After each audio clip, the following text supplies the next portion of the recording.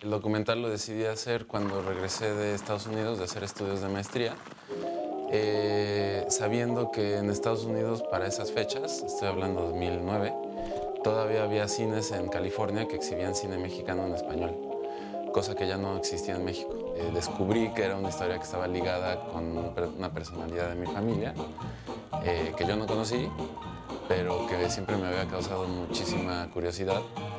Y cuando vi que él había sido el principal pues, organizador de un movimiento artístico-político para defender nuestro cine, alrededor de 1950, pues me pareció un tema maravilloso para abordar, como un documental contemporáneo en términos de que podía yo reusar materiales fílmicos, pero también desde el lado que es personal, ¿no? O sea, no era nada más yo queriendo hablar de algo que pasó en la historia, sino algo que estaba muy implícito en la historia de mi familia. Entonces, eso a mí se me hacía como muy interesante.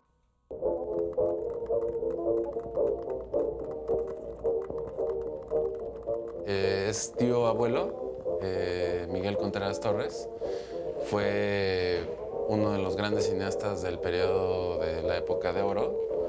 Estaba al nivel del Indio Fernández o de los hermanos Rodríguez, pero tuvo el valor de defender las salas de cine que nos pertenecían para nuestro cine, cuando dejaron de ser principalmente para el cine mexicano hablado en español, sino para el cine norteamericano, ¿no?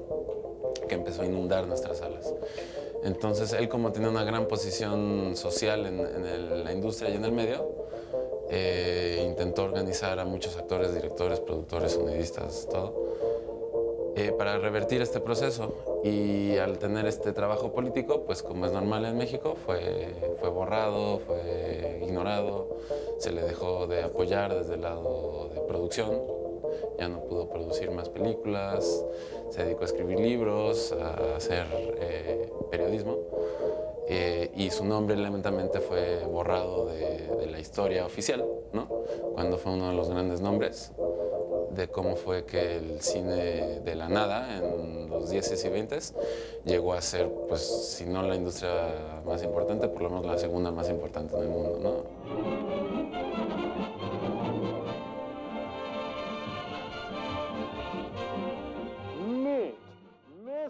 William Oscar Jenkins, claro, en ese momento era un norteamericano que era, pues así lo digo abiertamente en el documental, un mafioso. Él empieza a producir alcohol con caña de azúcar mexicana y la empieza a contrabandear a Estados Unidos y se vuelve muy rico. Y se instaló en el medio de la exhibición cinematográfica.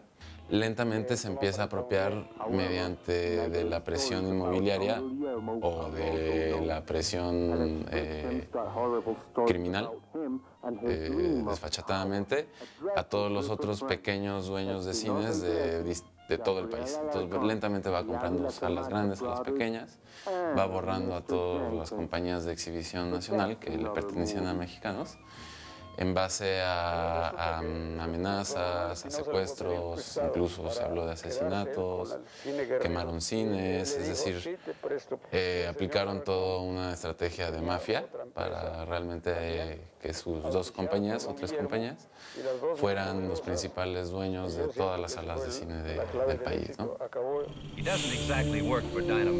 El documental fue muy difícil de moverlo desde un principio. Yo esperaba que los festivales de cine grandes le dieran un espacio de exhibición. Estoy hablando del Festival de Morelia y Guadalajara, que son los dos principales, incluso el de Guanajuato, porque son un muy buen trampolín para cualquier película mexicana para darse a conocer, ¿no?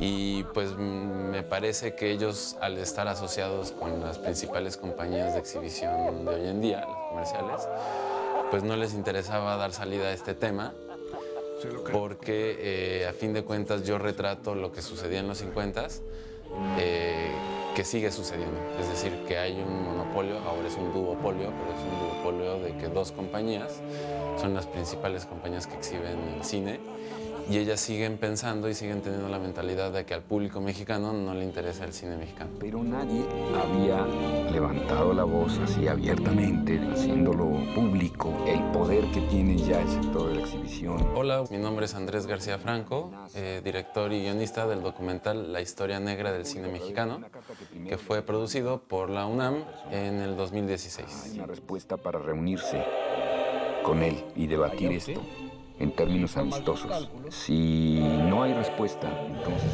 él...